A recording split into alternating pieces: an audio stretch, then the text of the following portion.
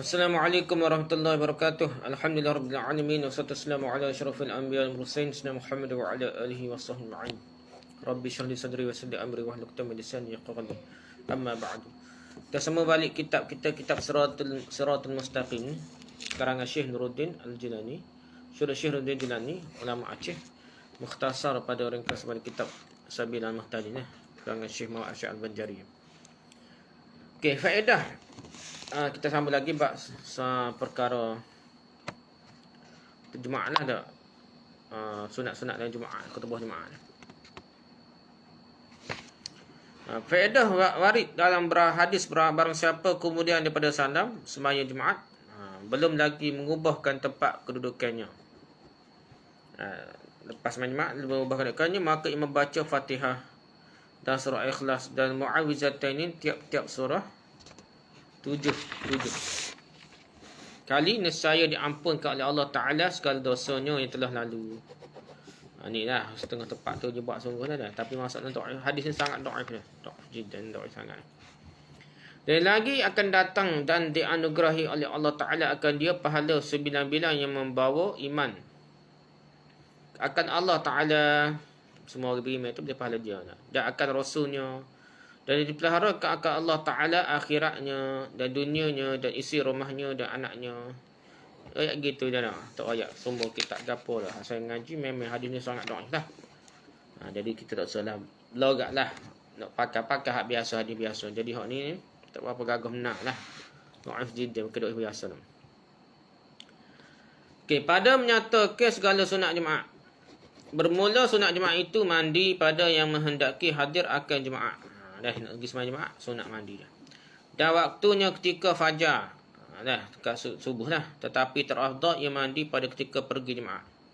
Kalau tak pergi lalu sembahyang Jumaat kat, mandi dekat negeri tu lagi molek dah. Dan sunat pergi ke masjid itu ketika terbit fajar. Lepas subuh lah, supaya beroleh pahala yang amat besar.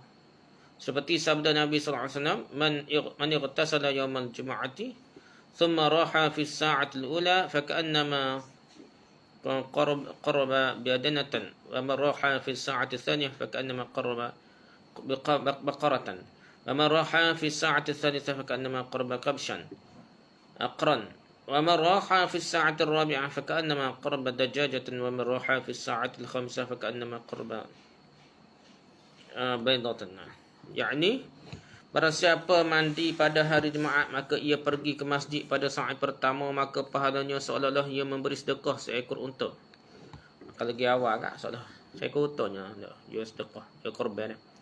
Dan barang siapa pergi pada saat yang kedua, maka seolah ia memberi sedekah korban itu seekor lembu. Dan barang siapa pergi pada saat yang ketiga, maka seolah ia memberi sedekah seekor biri-biri yang bertanduk dah.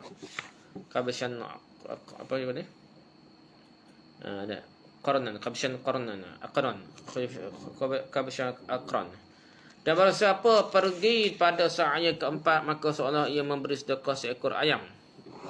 Dan barang siapa pergi pada saat yang kelima, maka seolah ia memberi sedekah sebiji telur. Dan pada suatu riwayat yang sahih, pada saat yang keempat itu seolah ia memberi sedekah seekor ayam. Dan pada saat yang kelima seekor burung ciak-ciak. Dan pada saat yang ke-6 sebiji telur dah. Ini hadis ada beberapa riwayat lah. Dan pada riwayat yang sahih, pada saat yang keempat seolah ia memberi sedekah seekor hebak. Apa dia nak? Dan pada saat yang kelima seekor ayam, dan pada saat yang ke-6 sebiji telur.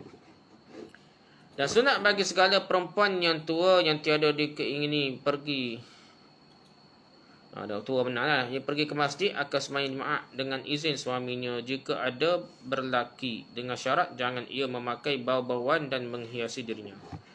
Itulah secara umumnya, tapi masalah setengah masjid tu umum lah, pada nama jatuh benda penuh dah. Jadi kalau masjid tu besar, ada tempat hotel yang boleh muat, boleh juga hotel yang pergi sembahyang Jumaat apa dah. Tetapi haram ia pergi ke masjid dengan tiada izin suaminya. Adapun pergi ke masjid berpagi-pagi itu akan yang lain daripada imam jua. Tak imam yang pergi lewat. Orang makmum je pergi awal ni lah. Dan jika ia imam, maka sunat ia pergi ke masjid pada ketika khutbah. Nak khutbah baru pergi dah. Dan sunat memakai pakaian putih yang terbaik. Dan makruh memakai pakaian hitam. Dan sunat bahawa imam itu memakai bau-bauan. Nah, bawang ini ada. Dan menghiasi diri dengan serban. Dan jadar apa ni, kain ni lah. Selimut tu dah. Tabahu apa. Dan terlebih daripada yang lain. Sunat menyucikan tubuh dan menyukur bulu ari-ari. Dan membuai lah bulu ketiak. Dan mengadam misai dah, mengadam misai, maksudnya comel misai dah. Dan mengerak kuku. Dan bersugi dan menghilangkan segala daki dan segala bau-bauan yang keji. Masa nak pergi sembahyang Jumaat tu sila baru. Dan memakai bau-bauan lain daripada yang puasa lah. Hari puasa tak boleh pakai bau. Dan bau-bauan yang terafdal itu kasturi dan berjalan ia dengan perlahan-lahan. Dan mengerjakan segala sunat yang tersebut itu apabila tiada pecik waktunya. Tidak masa tak sutut lah. Masa sutut tak boleh lah dah. Dan jika pecik waktu seutup waktu, maka wajib meninggalkan dia benda-benda sunat tinggal belaka. Jika tiada beroleh sembahyang Jumaat. Takut tak ada sembahyang Jumaat lah. Dan sunat masyrul menyibukkan diri dengan membaca Quran atau zikrullah atau selawat akan Nabi SAW pada jalannya. Nak pergi masjid tu, bila-bila gejal itu, selawat banyak, baca Quran banyak, zikir banyak. Dan masjid, di jalan pada jalannya dan pada masjid lah. Masjid pun baca Quran juga, gitulah. Dan jangan berkata-kata pada yang mendengar khutbah, melainkan jika tiada dengarnya, maka terutama ia masyhur dengan tilawatul Quran. Kalau tepat zaman dulu supaya kata ada, kata dengar kat dia baca Quran. Atau zikrullah atau selawat akan Nabi SAW, kata dengar khutbah jauh dah. Dan sunat diam pada segala yang hadir tak kala khatib membaca khutbah. Dan makruh berkata-kata tak kala khatib membaca khutbah. Tak siapa hari dah, ikut masa kita. Ada kata hada dah, bercakap-kata pada khutbah. Dan makruh duduk berqamar suhbah tak kala khatib membaca khutbah. Nah, masuk apa? Zikir kena suhbah dengan apa? Batu, itulah bos sebeh ni, bos sebeh ni. Jadi tak boleh makruh kata dia. Dan makruh bagi ke dalam masjid yang masuk memberi salam tak kala khatib membaca khutbah. Ada. Bila orang masuk masjid bersalam ketika khutbah tu tak boleh. Tetapi sekalipun wajib menyahut dia, wajib juga jawab salam. Dan sunat menyahut yang bersin tak kala ia mengucap alhamdulillah, boleh jawab bersin. Dengan yarhamukallah. Dan tiada makruh berkata-kata kerana amar ma'ruf nahi mungkar. Boleh tegur tak email ke apa dak. Atau menyiapkan daripada suatu bahaya. Nah. Dan terkadang wajib diikat berkata-kata pada yang demikian itu diikut. Dan makruh tahrim mengerjakan sembahyang sunat Jumaat kemudian daripada sudah duduk khatib di atas mimbar. Sunat Jumaat tu malah dia kata dah. Apabila tu email tu di atas mimbar lah. Jikalau tiada ia mendengar khutbah sekalipun, walaupun tak dengar khutbah pun tak boleh sembahyang sunat. Dan jikalau sembahyang jua ia tiadalah sah sembahyangnya, tak sah sembahyang dia. Dan jikalau teringat ia akan sembahyang yang qada dan peciklah waktu mengerjakan dia, masa singkat nak habis waktu, maka janganlah membawa dia dah. Tak sembahyang lah. Masa tu nak qada, tak qada lah sembahyang masa tu dah. Dan demikian lagi makruh mengerjakan sunat tahiyatul masjid akan yang luput daripadanya takbiratul ihram serta imam. Tetapi jika ia beroleh takbiratul ihram serta imam, maka sunat ia mengerjakan 2 rakaat tahiyatul masjid dengan segera. Jadi mari lewat tengah khutbah kena sembahyang tahiyatul masjid lagi lah mengikut mazhab kita. Dah. Kefahaman terhadap hadis secara zahir gitulah dah. Dan tiada ia sembahyang sunat tahiyatul masjid maka dikerjakannya lah 2 rakaat sunat Jumaat. Sunat Jumaat mengikut mazhab kita ada sebelum Jumaat lah. Supaya solat qabliyah zuhur lah. Supaya sunat kalau sembahyang sunat Jumaat tu pun tahiyatul masjid lupa je dah. Dan pahala tahiyatul masjid pun hasil lah, terhasil lah automatik lah. Dan sunat membaca suratul kahfi pada malam Jumaat dan pada siangnya dah. Beberapa kali. Sekali berletih ni. Beberapa kali kata dah. Baca surah Kahfi dia. Dan terutama pula kemudian daripada sembahyang subuh. Lepas sembahyang subuh molek. Seperti sabda Nabi sallallahu alaihi wasallam, "Man qara'a yaumal jum'ati adha'alahu minan nuri ma bainal jum'atain." Jadi barang siapa membaca surah Al-Kahfi pada hari Jumaat, nescaya diterangkan akan dia daripada cahaya antara dua Jumaat. Dan suatu riwayat, "Man qara'aha lailataha adha'alahu minan nuri ma bainahu wa bainal baitil atiq." Hadis ni ada ulama bahalah, semuanya ramai juga kata sahih dia. Ada juga ulama guna manhaj mutaqaddimin ni kritik lagi hadis ni lah. Apa yang pentingnya ulama berhujah, bahkan Musyfi'in pun kata molek lah baca hari Jumaat surah Kahfi dia, bukan surah Yasin dah. Surah Yasin tak ada dalil yang sahih. Tak ada lah kira dah surah Kahfi dia. Yakni barang siapa membaca surah Al-Kahfi pada malam Jumaat, nescaya diterang akan dia daripada cahaya antaranya dan antara Baitullahil Haram. Dia tempat duduk sampai ke Baitullahil Haram, ceruh laku dah. Dan sunat berbanyak-banyak membaca selawat akan Nabi SAW pada malam Jumaat dan pada siangnya. Molek selawat ni hari Jumaat, malam Jumaat ataupun siang hari Jumaat. Dan berbanyak-banyak doa dalamnya supaya bertemu dengan saat mustajab doa dah. Jadi hari Jumaat tu ada mustajab doa, molek kita doa banyak-banyak dah. Ada bahan lah waktu mana paling mustajab tu dah. Dan adalah saat itu antara duduk khatib akan khutbah hingga salam imam. Ini satu pendapat kuat juga dalil lah. Iaitu antara duduk khatib tu, masa antara dua khutbah duduk tu imam situ sehinggalah sampai ke salat tu imam tu. Antara itulah doa kuasa yang mustajab doa.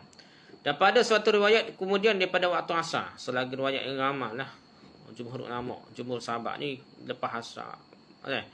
Lepas asar dekat negeri tu sampai maghrib lah, tu waktu mustajab doa ni.